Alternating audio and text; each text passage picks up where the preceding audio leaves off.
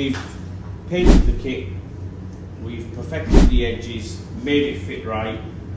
Now it's time to install the kit. We haven't shown you the whole installation procedure as we honestly don't have time to make the content. It's either being hands-on or it's making videos.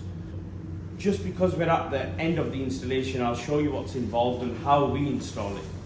Welcome to XUK.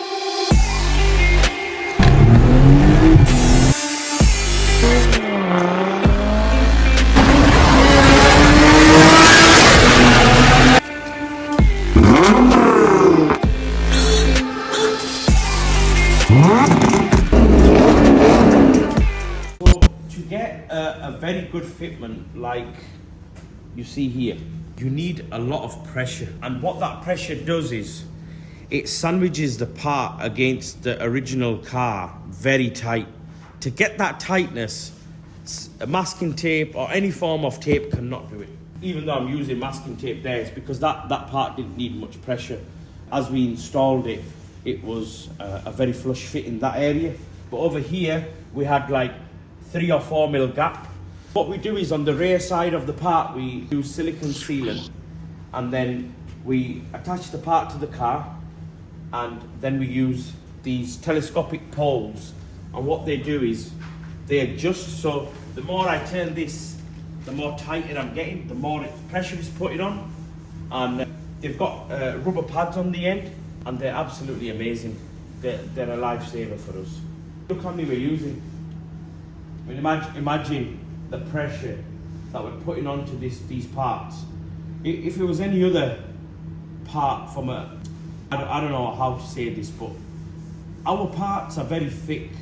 We take a lot of consideration into quality and the duration and the durability of the parts. So when our parts are made for the way we want them to be made, because of the way we install them with all this pressure, if it was a normal fiberglass cheap part, with the pressure it'd crack and split. But this is some serious pressure here. Let me put some more. Shit. Things you do for a fucking video. That's got the pressure on there. Everything's fit. The cardboard's to keep the gap consistent, top and bottom. You don't want a tight gap at the top and a big gap at the bottom. That's what's involved. We don't use bolts, we don't use screws. We've gone away from the whole bolt-on procedure, as, I don't know, bolt-on kits are just fucking shit, they're wank. To make a kit like this, it's a lot of work. You've got to get a rear section of the kit that adapts to the shape of the car, and a lot of companies don't do that. A lot of companies just have a shell. What you see is what you get, and then when it comes to installation, it's game over.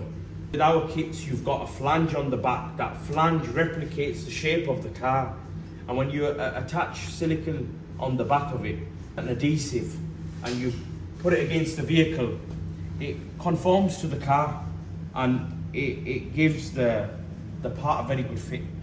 And going back to manufacturing, a lot of companies make a kit so quick because they don't do anything on the rear of a part.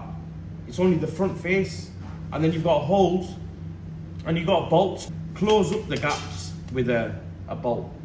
As you're tightening it up, the two panels draw together.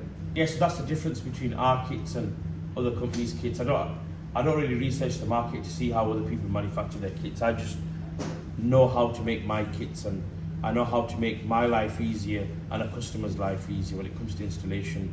Not the easiest kit to fit. I'd say this is probably the hardest kit we have to fit. There's a lot of adjustments. If your car's an S-line, you've got to cut the side skirt. If your car's a pre-facelift C7 and not a C7.5 facelift, you have to modify the back bumper piece. But apart from that, most A6s are the same when it comes to a C7 or C7.5. Air suspension leak down tests have been done.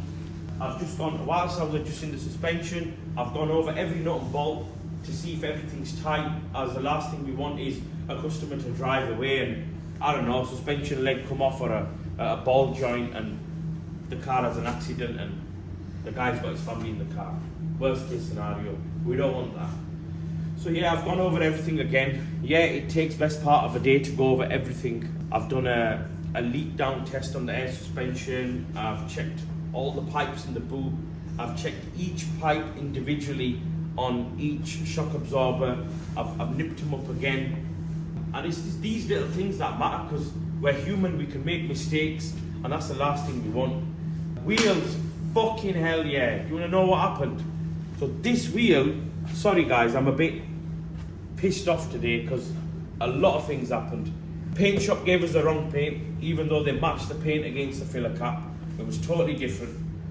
Wheels, it were leaning against this blue gate here, and some fucker outside had a big metal sheet on a trolley, smashed it into this shutter, and the wheel were leaning at that angle, and it's threw the wheel off the gate, and it landed on his face. And this is what happened.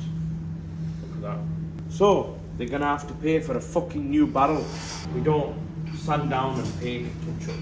Guys paid a lot of money for these wheels. Customer, he needs a new barrel. New barrel's been ordered. Be in 3-4 weeks. Customer's picking the car up on Friday. Today's Wednesday, so tomorrow's clean up day. Wash the wheels, clean the car from inside. And that's it. Just what I've got left now is I'm going to wet sand the side skirt, the back parts, machine polish them. Front's already done. Front looks beautiful.